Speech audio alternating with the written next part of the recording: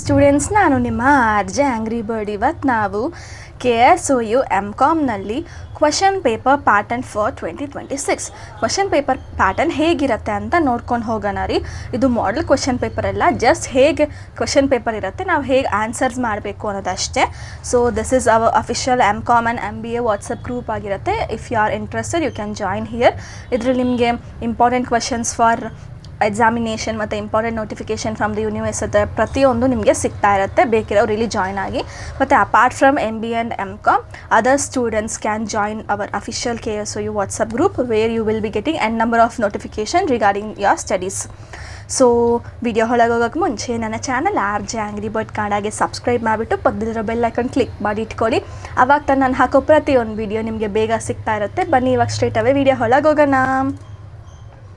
So first ನಾವು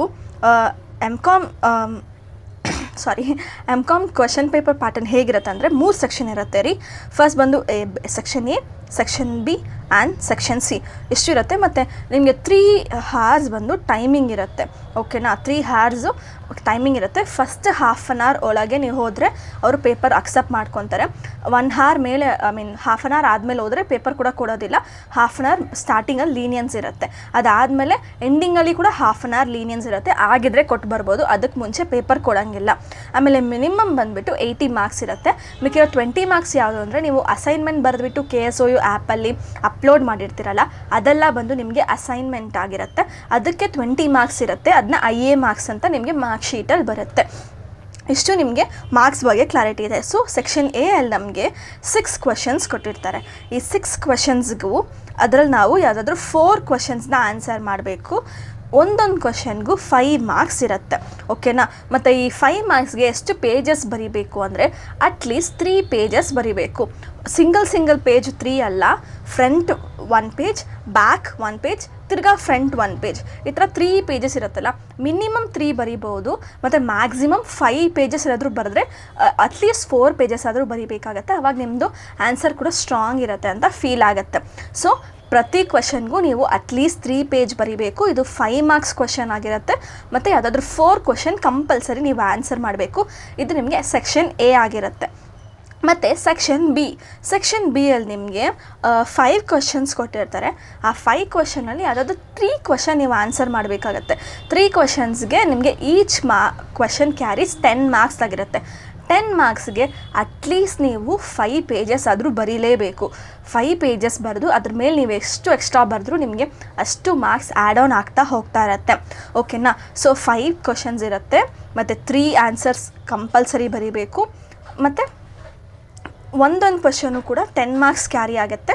10 ಮಾರ್ಕ್ಸಿಗೆ ನೀವು at least 5 page ಅದ್ರ ಮೇಲೆ ಕೂಡ ಬರೀಬೇಕಾಗತ್ತೆ. ಇದು ನಿಮಗೆ ಸೆಕ್ಷನ್ B ಆಗಿರುತ್ತೆ. ಮತ್ತು ಸೆಕ್ಷನ್ ಸಿ ಅಲ್ಲಿ ನಿಮಗೆ 4 ಕ್ವಶನ್ಸ್ ಕೊಟ್ಟಿರ್ತಾರೆ. ಯಾವುದಾದ್ರು 2 ಕ್ವಶನ್ಸ್ ಬರೀಬೇಕಾಗತ್ತೆ. ಮತ್ತು ಒಂದೊಂದು ಕ್ವಶನು ಕೂಡ 15 ಮಾರ್ಕ್ಸ್ ಕ್ಯಾರಿ ಆಗುತ್ತೆ. 15 ಮಾರ್ಕ್ಸ್ಗೆ ನೀವು ಅಟ್ಲೀಸ್ಟ್ ಅಂದರೂ 8 ಪೇಜಸ್ ಬರೀಬೇಕಾಗತ್ತೆ. ಹೆಚ್ಚು ಕಮ್ಮಿ ಆದರೂ ಓಕೆ, ಬಟ್ ಮಿನಿಮಮ್ ಅಂದು ಒಂದು 7 ಪೇಜಸ್, 7.5, 8 ಪೇಜಸ್ ಥರ ನೋಡ್ಕೊಳ್ಳಿ. ಮಿನಿಮಮ್ ಅಂದರೂ ಅಷ್ಟೇ ಇರಬೇಕು. ಮಿನಿಮಮ್ ನಿಮ್ಮದು ಅಷ್ಟು ಇದ್ದರೆ ಮಾತ್ರ ಅಟ್ಲೀಸ್ಟ್ ಒಂದು 10 to 12 ಮಾರ್ಕ್ಸ್ ಕೊಡ್ತಾರೆ. ಸಪೋಸ್ ನೀವು 8 ಪೇಜಸ್ ಮೇಲೆ ನೀವು ಎಷ್ಟೇ ಬರೆದ್ರೂ ಕೂಡ ಆ ಪ್ರತಿಯೊಂದು ಕ್ವಶನ್ಸ್ಗೂ ನಿಮಗೆ ಅಟ್ ದ ಮೋಸ್ಟ್ 13 and 14 ಆ ಥರನೇ ಕೊಡ್ತಾರೆ. 15 ಮಾರ್ಕ್ಸ್ ಅಂತೂ ಯಾರೂ ಕೊಡೋದಿಲ್ಲ ಬಿಡಿ, ಬಟ್ ಅಟ್ಲೀಸ್ಟ್ 13 to 14 ಮಾರ್ಕ್ಸ್ ಕೊಡೋ ಚಾನ್ಸಸ್ ಇರುತ್ತೆ. ಸೊ ಆದಷ್ಟು ಪೇಜಸ್ ಜಾಸ್ತಿ ಬರೀರಿ. ಮತ್ತು ನಿಮ್ಮ ಬುಕ್ಲೆಟ್ ಕೂಡ ಅರೌಂಡ್ 40 ಪೇಜಸ್ವರೆಗೂ ಕೊಟ್ಟಿರ್ತಾರೆ. ನೀವು ಎಲ್ಲದಕ್ಕೂ ನಾನು ಹೇಳ್ದಂಗೆ ಬರ್ಕೊಂಡ್ರೆ ನಿಮಗೆ ಪೇಜಸ್ಸೇ ಸಾಕಾಗಲ್ಲ. ಆ್ಯಂಡ್ ಒನ್ ಮೋರ್ ಥಿಂಗ್, ಅವರು ಅಡಿಷ್ನಲ್ ಶೀಟ್ ಕೊಡೋದಿಲ್ಲ. ಆ 40 ಪೇಜಸ್ ಬುಕ್ಲೆಟ್ ಏನಿದೆ ಆ ಬುಕ್ಲೆಟ್ ಒಳಗೇ ನೀವು ಬರೀಬೇಕಾಗತ್ತೆ. ಮತ್ತು ಮಿಡ್ಲಲ್ಲೆಲ್ಲ ಎಗ್ರಿಸೋದು, ಮತ್ತು ಜಾಸ್ತಿ ಗ್ಯಾಪ್ ಬಿಟ್ಟು ಬರೆಯೋದು, ಮತ್ತು ಬರೆದಿದ್ದನ್ನೇ ಬರೆಯೋದು, ಕತೆ ಹೊಡಿಯೋದೆಲ್ಲ ಮಾಡ್ಕೊಳಕ್ಕೆ ಹೋಗ್ಬೇಡಿ. ಆದಷ್ಟು ಕರೆಕ್ಟಾಗಿ ಬರೆಯೋಕ್ಕೆ ಪ್ರಯತ್ನ ಪಡಿ. ಮತ್ತು ಇನ್ನೊಂದು ಏನಂದರೆ ಮೆಷಿನ್ ಕರೆಕ್ಷನ್ ಆಗಿರುತ್ತೆ ಅಂತ ಒಂದು ಗಾಸಿಪ್ ಇದೆ, but I am not sure because ಅದು ನಾನು ಹೇಳೋಂಗಿಲ್ಲ. ಬಟ್ ಮೆಷಿನ್ ಕರೆಕ್ಷನ್ ಆಗಿದರೆ ನಿಮಗೆ ನೀವೆಷ್ಟು ಪೇಜಸ್ ಬರೆದಿರ್ತೀರ ಅಂತ ಲೆಕ್ಕ ಹಾಕ್ಬಿಟ್ಟು ಓಕೆ ಇಷ್ಟು ಬರೆದಿದ್ದಾರೆ ಅಂದಮೇಲೆ ಅವರು ಏನೋ ಒಂದು ಕಂಟೆಂಟ್ ಕೊಟ್ಟಿರ್ತಾರೆ ಅಂತ ಹೆಚ್ಚು ಮಾರ್ಕ್ಸ್ ಕೊಡೋ ಚಾನ್ಸಸ್ ಇರುತ್ತೆ. ಸೊ ಆದಷ್ಟು ಪೇಜಸ್ ಕವರ್ ಮಾಡಿ ಜಾಸ್ತಿ ಬರೆಯೋಕ್ಕೆ ನೋಡಿ. ಮತ್ತು ಕ್ವಶನ್ ಕೂಡ ನಿಮಗೆ ಜಾಸ್ತಿ ಏನಿರಲ್ಲ, ಲೈಕ್ ಎಲ್ಲ ಕೂಡ ಈಸಿನೇ ಇರುತ್ತೆ. ನಿಮಗೆ ಇಲ್ಲೇನು ನೀವು ಬರೆದಿರ್ತೀರೋ ಅದೇ ಕೂಡ ನಿಮಗೆ ರಿಪೀಟ್ ಆಗೋ ಚಾನ್ಸಸ್ ಕೂಡ ಇರುತ್ತೆ ಸೆಕ್ಷನ್ ಸಿಯಲ್ಲಿ. ಸೊ ಸೇಮ್ ಆನ್ಸರ್ಸ್ ಕೂಡ ಬರೋ ಚಾನ್ಸಸ್ ಇರುತ್ತೆ. ಸೊ ಆದಷ್ಟು ಪೇಪರ್ನ ಅಟ್ಲೀಸ್ಟ್ ಒಂದು 10 ಮಿನಿಟ್ಸ್ ಕೂತ್ಕೊಂಡ್ಬಿಟ್ಟು ದೆನ್ ಆನ್ಸರ್ ಮಾಡೋಕ್ಕೆ ಸ್ಟಾರ್ಟ್ ಮಾಡಿ.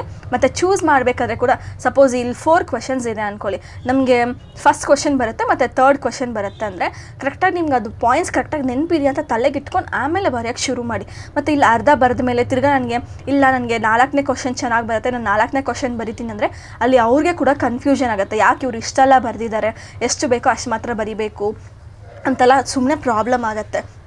ಸೊ ಆ ಥರ ಮಾಡ್ಕೊಳಕ್ಕೆ ಹೋಗಬೇಡಿ. ಮೆಷಿನ್ ಕರೆಕ್ಷನ್ ಏನೇ ಆದರೂ ಲಾಸ್ಟಲ್ಲಿ ಅವ್ರು ಎಂಟ್ರಿ ಮಾಡೋದಾದರೂ ಹ್ಯೂಮನ್ನೇ ಮಾಡ್ತಾರೆ.